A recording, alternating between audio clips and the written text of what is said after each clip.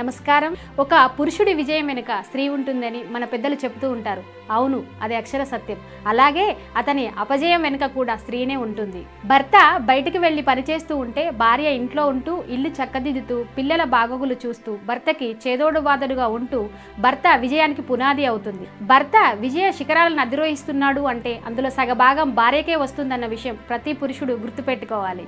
కొన్ని తనకి తెలిసి తెలియక భర్త చేసే పనుల్లో ఇబ్బందులు అర్థం కాక ఆమె ప్రవర్తించే ప్రవర్తనకి చాలా మంది భర్తలు ఇబ్బంది పడుతూ ఉంటారు. చివరకు పరాజయం పాలవుతూ ఉంటారు. విజయం వరించాలంటే భర్తకి భార్య, భార్యకు భర్త సహకరించాల్సిందే. అలా వచ్చిన విజయం మాత్రమే చిరకాలం ఉంటుంది. ముఖ్యంగా నెట్వర్క్ మార్కెటింగ్లో 100 మంది జాయిన్ అయితే 95 మంది ఎందుకు ఫెయిల్ అవుతారో ఇప్పుడు మనం చూద్దాం. తన పార్ట్నర్కి బిజినెస్ గురించి చెప్పకపోవడం వలన. ముఖ్యంగా నెట్వర్క్ మార్కెటింగ్లో మంచి కంపెనీని, మంచి ప్లాన్ని, మంచి ప్రోడక్ట్ని, మంచి అప్లైనర్ని సెలెక్ట్ చేసుకొని బిజినెస్ స్టార్ట్ చేస్తారు. ఈ విషయాన్ని తన పార్ట్నర్కి చెప్పరు. ఇలా చెప్పకపోవడానికి చాలా కారణాలు ఉండి ఉండవచ్చు. ఈ బిజినెస్ తనకి నచ్చదని, లేదా అర్థం కాదు అని, లేదా సక్సెస్ అయ్యాక చెప్దామని, ఇలా కారణాలు ఎన్నైనా అయ్యుండొచ్చు.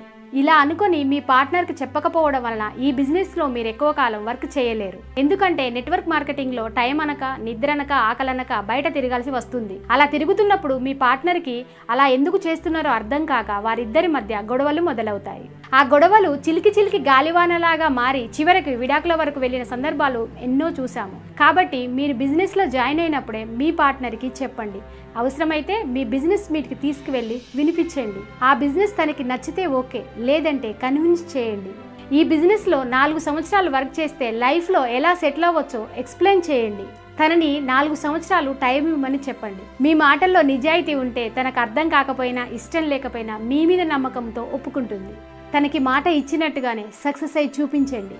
గుర్తుపెట్టుకోండి, మీ పార్ట్నర్కి చెప్పకుండా నెట్వర్క్ మార్కెటింగ్లో సక్సెస్ అవ్వాలనుకుంటే నేతి బీరులో నెయ్యి వెతికినట్టే అవుతుంది. ఇద్దరు కలిసి వర్క్ చేయండి.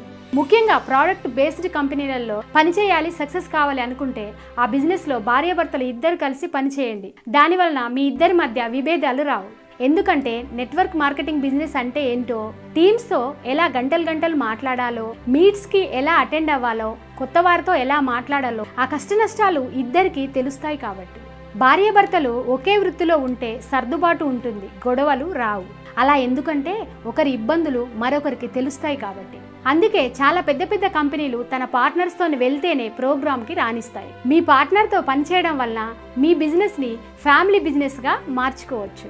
మీరు మీ పార్ట్నర్తో ట్రైనింగ్స్కి, మీట్స్కి రావడం వలన మిమ్మల్ని చూసి మీ టీమ్స్ కూడా మిమ్మల్ని అనుసరిస్తారు. యథా రాజా తదా ప్రజ అంటారు కదా. నెట్వర్క్ మార్కెటింగ్లో మీరు చేసే ప్రతి పని కిందకి డూప్లికేట్ అవుతుంది. ఇలా కేవలం బిజినెస్ మాత్రమే కాకుండా మీ బిజినెస్ని ఫ్యామిలీ బిజినెస్గా మార్చడం వలన మీ టీమ్స్ కలకాలం బాగుంటాయి. నెట్వర్క్ మార్కెటింగ్లో సక్సెస్ అవ్వాలంటే మీ పార్ట్నర్ని ఒప్పించి, మెప్పించి తన అనుమతితో బిజినెస్ చేయండి. విజయం మీదే.